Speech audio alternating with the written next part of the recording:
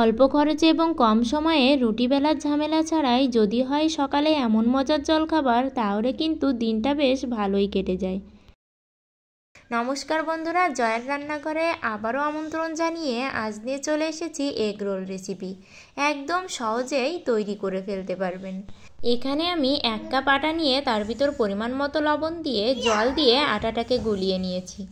আর আটাটাকে কিন্তু আমি যেহেতু বেলবো না, তাই কিন্তু আমি বেশি করে জল দিয়ে গোলা রুটিই বানাবো। আর এখানে আমি একটি ডিম নিয়ে নিয়েছি।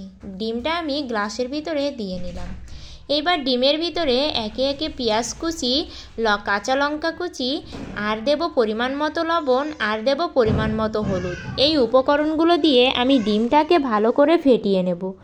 আর আমার ঘরে একটা চাট মশলা ছিল, তাই আমি এখানে এর ভিতরে একটু চাট মশলাটা দিয়ে দিলাম। আপনাদের না থাকলে স্কিপ করে যেতে পারেন, কোনো সমস্যা নেই। তবে চাট মশলাটা দিলে কিন্তু এটার স্বাদ একটু বেশিই হয়। এবার আমি চুলাতে কড়াই বসিয়ে খুব অল্প পরিমাণে তেলটা দিয়ে নিলাম। এইবার এই তেলটা আমি খুন্তির সাহায্যে কড়াইয়ে ঠিকঠাক লাগিয়ে নিলাম। নিয়ে আমার এই চামচের 2 চামচ আমি কড়াইয়ে দিয়ে নিলাম। এবার এটাকে আমি ধরে এভাবে ঘুরিয়ে একদম গোল করে রুটির শেপ দিয়ে দিলাম। দেখুন তো, এটাকে কি দেখে মনে হবে যে এটা বানানো রুটি না? সুন্দর দেখা যাচ্ছে কিন্তু। এবার আমি এপাশ ওপাশ করে ভেজে নিয়ে 1 চামচের মতো ওই ফ্যাটানো ডিমটা দিয়ে দিলাম। ডিমটা দিয়ে এভাবে হাতার সাহায্যে আমি রুটির চারিদিকে এটাকে লাগিয়ে নেব। এবার ঢাকনার সাহায্যে ঢেকে দেব। ঢেকে দিয়ে ঢাকনাটা উঠিয়ে নিয়েই আমি এবার রুটিটাকে উল্টে ভাজি করে নেব।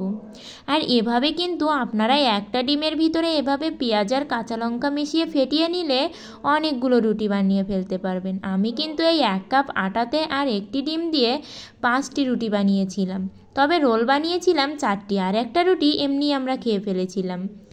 এবার দেখুন, এর ভিতরে আমি এভাবে রুটিটা বসিয়ে এর ভিতর শসা কুচি, গাজর কুচি আর দিয়ে দেব টমেটো কুচি। আপনারা চাইলে কিন্তু পেঁয়াজ কুচিটাও দিয়ে দিতে পারেন, তবে আমরা এখন রোলে পেঁয়াজটা খাবো না, তাই কিন্তু দেইনি। পেঁয়াজ দিলে কিন্তু এটা আরও বেশি মজার হয়। এবার আমি এই যে কাগজের সাহায্যে একদম রোলের মতো করে বানিয়ে মুড়িয়ে নেব। দেখুন তো, দেখতে একদমই দোকানের মতো রোল হয়েছে তো? অবশ্যই কিন্তু কমেন্ট করে জানাবেন।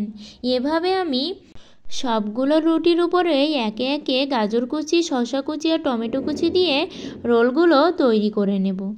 আর এই রোলগুলো কিন্তু আপনারা গরম গরম খাবেন, তাহলে কিন্তু একটু বেশিই মজা পাবেন। এভাবে আমি রোলগুলো তৈরি করে নিলাম।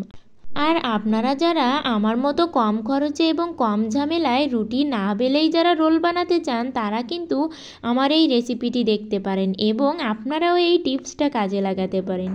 তাহলে আমার এই রেসিপিটা যদি ভালো লেগে থাকে, অবশ্যই লাইক, কমেন্ট, শেয়ার করবেন।